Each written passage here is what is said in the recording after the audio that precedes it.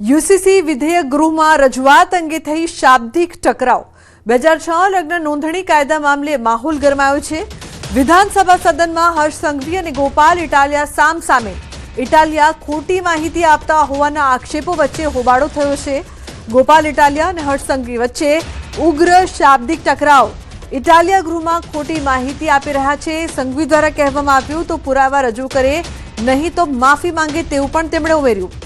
ગૌતમ જોડાયા છે phone line પર વધુ માહિતી આપવા માટે। ગૌતમ, શું વધુ વિગત આ સમગ્ર મામલે શાબ્દિક ટકરાવ?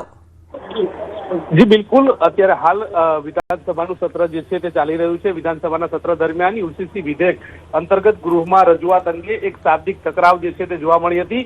જે અંતર્ગતની વાત કરીએ તો ગોપાલ ઇટાલિયા જે છે તે આમ આદમી પાર્ટીના ધારાસભ્ય, તેઓ યુસીસી વિધેયક અંતર્ગત વાત કરી રહ્યા હતા અને તે અંતર્ગત તેમણે 2006ના લગ્ન નોંધણીના કાયદા મામલે માહોલ જે છે તે ગરમાયો છે। એટલે કે તેમને વાત કરતાની સાથે માહોલ જે છે તે ગરમાયો છે અને તે અંતર્ગત વિધાનસભાના સદનમાં હર્ષ સંઘવી અને ગોપાલ ઇટાલિયા વચ્ચે શાબ્દિક પ્રહારો જે છે તે સામસામે થઈ ચૂક્યા હતા।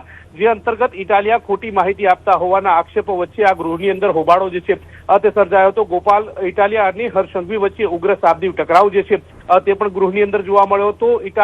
ગોપાલ ઇટાલિયા દ્વારા ગૃહમાં ખોટી માહિતી આપી રહ્યા હોવાનો હર્ષ સંઘવી દ્વારા દાવો કરવામાં આવ્યો હતો। જો પુરાવા રજૂ નહીં કરે તો માફી માંગે તે પ્રકારની વાત હર્ષ સંઘવી દ્વારા કહેવામાં આવી હતી અને જો વિધાનસભામાં પુરાવા સાથે સાચી માહિતી આપવી પડે તે પ્રકારની વાત પણ અધ્યક્ષ દ્વારા ટકોર છે તે કરવામાં આવી હતી। અને જો પુરાવા રજૂ નહીં કરે અને માફી નહીં માંગે તે પ્રકારની વાત જે છે તે સમગ્ર ગૃહની અંદર આવતી હતી। હર્ષ સંઘવીએ જો એવું કીધું હતું કે જો હું આવું બોલ્યો હોય અને વાત સાચી હોય તો હું રાજીનામું આપી દઈશ તે પ્રકારની વાત હતી અને આ મુદ્દે શાબ્દિક ટકરાવ જે છે તે થયો હતો।